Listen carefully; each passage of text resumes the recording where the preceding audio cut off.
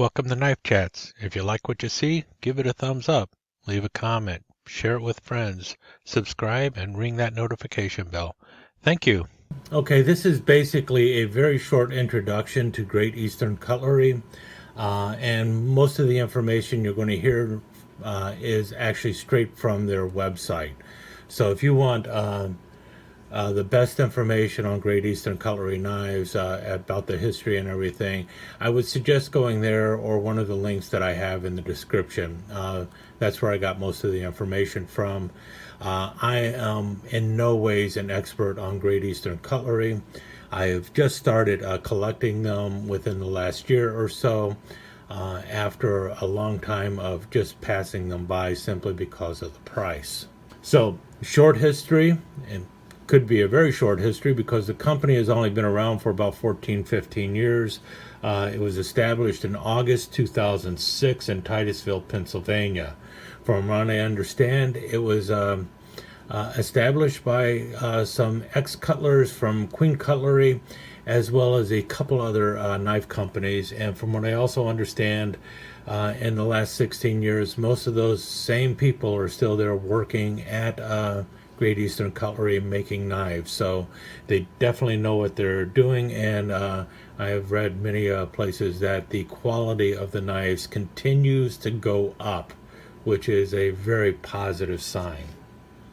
Not that there was anything wrong with the knives that were made 16 years ago either. Matter of fact, those are definitely collector's items now. According to Great Eastern's literature, they have begun a renaissance in classic traditional pocket knives by recreating the old knife patterns as close to authentic as has been seen in 75 years. And now they do that by using processes that have been around as much as 75 to 100 years, but also using some modern machinery and everything else. So they're producing a top quality knife, taking advantage of modern technology while also relying on old school methods to bring out a really top-notch knife. And they continue to say that each knife requires 200 individual processes to make. These knives are actually being made by hand, even though there is obviously modern equipment also in the process. Great Eastern also mentions that they offer tours of the factory up in Titusville, Pennsylvania. So if you're ever in the area, you may want to drop by and take a tour of the factory and see how these knives are actually made. This leads us to a segue about the Great Eastern Cutlery's second knives. Everyone knows what a second is. It's a knife that is flawed and can still be sold. It's usually marked somehow as a second knife. And the question is, does Great Eastern offer seconds? And the answer is no, but they offer something similar to a second.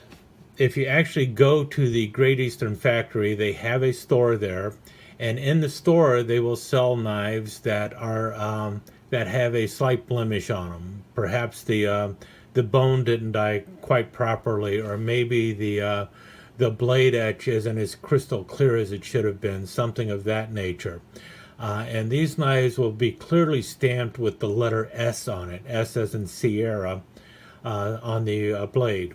And these knives are known as store knives, and they will sell them at a reduced price, but you have to understand that they are not under warranty. So that's the case with the knives that are sold and are available to the public that some people refer to as seconds. These are actually store knives, and it will clearly be stamped S.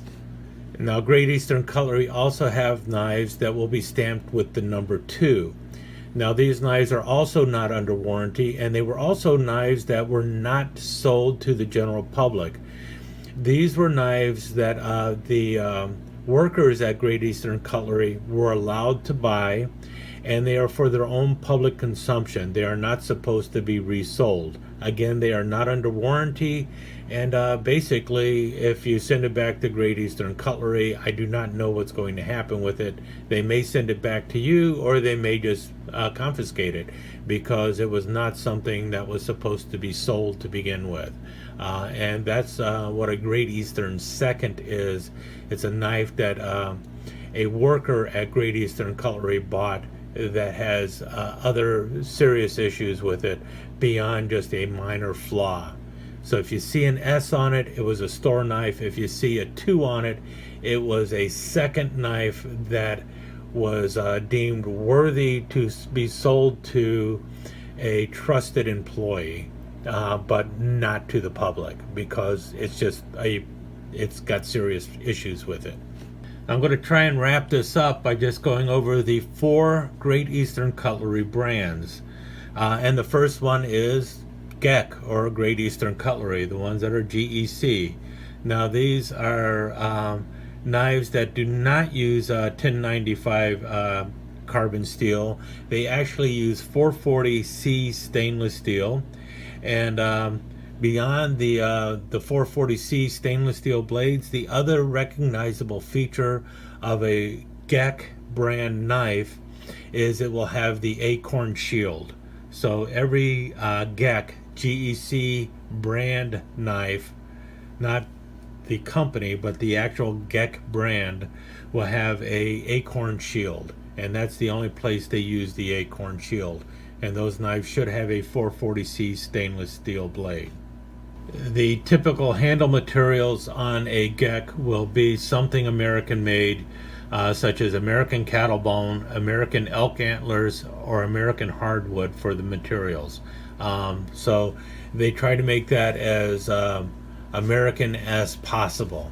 Now when you get into the other brands, you might find some exotic woods and stuff that come from other countries, but everything is hand assembled here in the United States, and the metals and everything else are, as far as I know, acquired here in the U.S. It's usually things like Brazilian cherry wood and other things that you'll hear, India sambar stag, things of that nature, or woolly mammoth ivory, which is coming out of Siberia. So when they start talking about handle materials, those are usually things that might come from another country.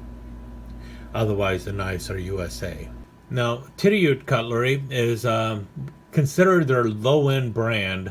There's really nothing low-end about it. And it's named after the little town of Tiriyut, Pennsylvania, which was kind of a mecca of American cutlery back in the 1890s through 1930s, with several brands coming out of the area. And that's why they choose, or Great Eastern chose the name Tiriyut Cutlery for this brand, just to honor the cutlers of that region.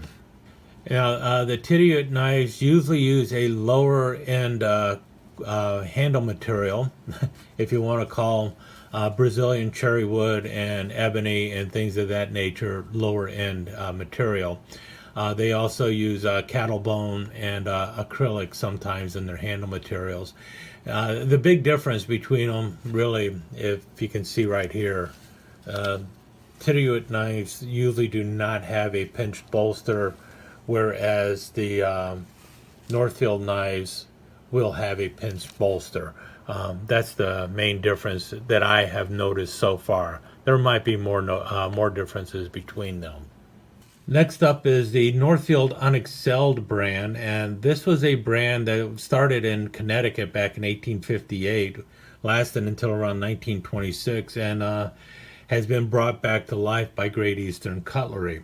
Now, these often will have the Unexcelled shield on them, and they will also have typically a better quality material used in the handles. And they often use a pinched bolster, and will often have threading on them as well, similar to what you see here on the toothpick. Notice the pinched bolster and the threading, which is basically a ring on the bolster. These knives are always produced in a limited number, with a certain portion of them being serialized for the collector. That's usually the first run of them will be serialized with a number going from like 1 to 250. After that, they will produce more for the market, but they will not be serialized. Um, and again, there is only a limited number made, and that is primarily to keep the quality of the knife up because it's a small factory and they can only produce so many knives at a time. And that brings us to the last brand carried by Great Eastern Cutlery, which is the Farm and Field tool. And this is the last brand that they added to their lineup. And it's really there to compete with all these sodbusters of the world, whether it be made in China, the United States, or wherever. Great Eastern basically saw that American farmers and everyone are out there, workmen and everything, were out there having to buy knives out of China and stuff, and thought, well, we need to make something that can compete with those. And they came out with a line of knives using the typical materials that you find in a work knife. So you see the handle materials being made out of Delrin or out of a linen micarta. The blades are not highly polished, but they're still a 1095 carbon steel. So it's really a tough, robust knife made in America, designed to be used by American workers. And that's what the Farm and Field tool is. And it is also one that is becoming very popular to collect. Not designed for collecting, but as Great Eastern Cutlery says, none of their knives are really designed to just sit on a shelf. They are designed to be used, but nothing more so than the Farm and Field tool lineup, which is really focused specifically at the American workman. So I guess my short little introduction to Great Eastern Cutlery became a little longer than I had hoped it would be. I hope you enjoyed it, and this is the introduction for my playlist of all my other Great Eastern knives. So if you want to see the other Great Eastern knives in my collection, just continue on with the playlist, and you will see it grow because I've really become quite fond of these knives. Thank you for visiting Knife Chats. I hope you enjoyed your time here. If you did, please give us a thumbs up and consider subscribing to the channel and ringing that notification bell so that you will be notified when the next episode of Knife Chats is up online. Thanks again. See you soon.